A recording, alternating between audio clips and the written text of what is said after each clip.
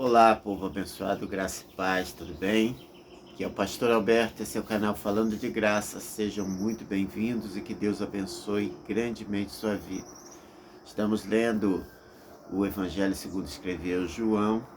Hoje vamos meditar no capítulo 3, do versículo 1 ao 21. Eu não vou fazer a leitura, mas eu te convido, se você tem uma Bíblia, a fazer essa leitura aí na sua casa. Esse texto registra o encontro de Nicodemos e Jesus e apresenta Nicodemos como um dos ilustres, judeus, como um religioso, como alguém dos fariseus. E registra esse encontro de uma forma inusitada, porque Nicodemos vai se encontrar com Jesus à noite. Pode ter várias motivações desse encontro ter acontecido à noite. Talvez ele não quisesse, por ser um religioso, se encontrar com Jesus, mas o fato é que esse religioso, esse líder religioso, ele já estava ouvindo falar sobre Jesus, ele estava sabendo sobre as coisas que Jesus estava fazendo e resolve conferir quem era aquele homem. E no encontro, ele elogia Jesus. Sei que você é alguém vindo da parte de Deus, porque ninguém pode fazer o que você faz se Deus não for com ele. Então ele reconhece que os sinais, milagres, maravilhas que acompanhavam Jesus eram um sinal de que ele era alguém que tinha Deus com ele. Ele não reconhecia em si que Jesus era o próprio Deus, até porque isso não estava bem claro ainda para todo mundo, mas fato é que tudo que Jesus estava fazendo era algo extraordinário que até então eles não tinham visto. E Jesus diz para ele, que se alguém não nascesse de novo, ele não poderia ver o reino de Deus. Em outras palavras, o que estava acontecendo era o reino de Deus vindo sobre a terra, era o reino de Deus se manifestando sobre a terra, porque isso era algo comum para o reino de Deus. E aquele homem não entende o que Jesus está dizendo, e ele faz uma pergunta até boba, né? Ele diz: pode alguém velho como eu, já de idade, adulto, voltar ao ventre da sua mãe e nascer novamente? Ele estava enxergando esse novo nascimento como algo natural, como um nascimento natural, mas Jesus não estava falando sobre isso. Jesus estava falando sobre o nascimento espiritual. E ele diz que aquele que é nascido da carne é carne, mas aquele que é nascido do Espírito é do Espírito. E ele continua não entendendo sobre isso. E um ponto interessante que a gente pode pegar aqui, que quando Jesus fala que se alguém não nascer de novo, não pode ver o reino de Deus. Ele estava vendo os sinais, maravilhas, mas ele não estava vendo o reino de Deus porque ele não havia nascido de novo. Porque o homem natural não pode compreender as coisas espirituais a não ser pelo Espírito. É o que Paulo diz em 1 Coríntios. O homem natural não compreende essas coisas. Alguém só pode ver o reino de Deus se for pelo Espírito, se for tocado pelo Espírito, se houver uma visitação do Espírito Santo para que ele possa ver o reino do céu. E num outro ponto mais à frente, Jesus disse: aquele que não nascer da água e do Espírito não pode entrar no reino de Deus. Então nós temos duas etapas, duas ações.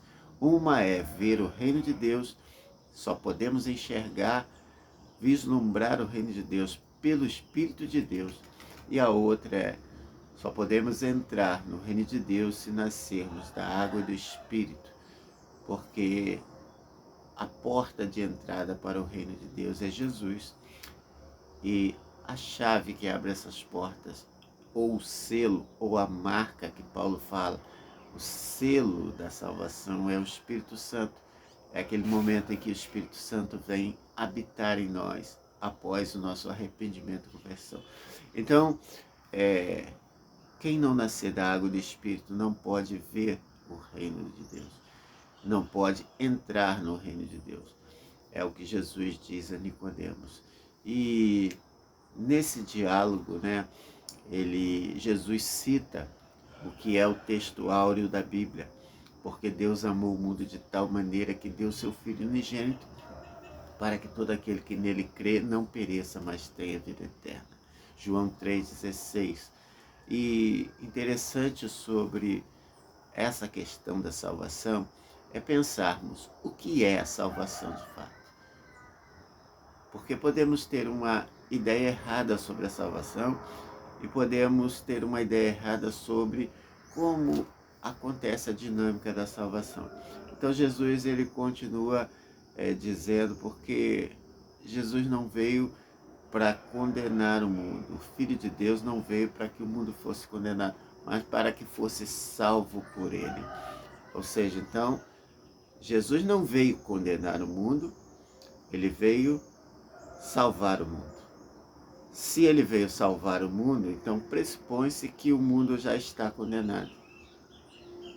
Quem crê, Marcos 16, e for batizado será salvo, mas quem não crê já está condenado, porque não creu no unigênito Filho de Deus. Então a ideia do tribunal é essa. O mundo está condenado. Quando ele foi condenado? Quando Adão resolveu romper com Deus, desobedecendo. O homem foi condenado ali.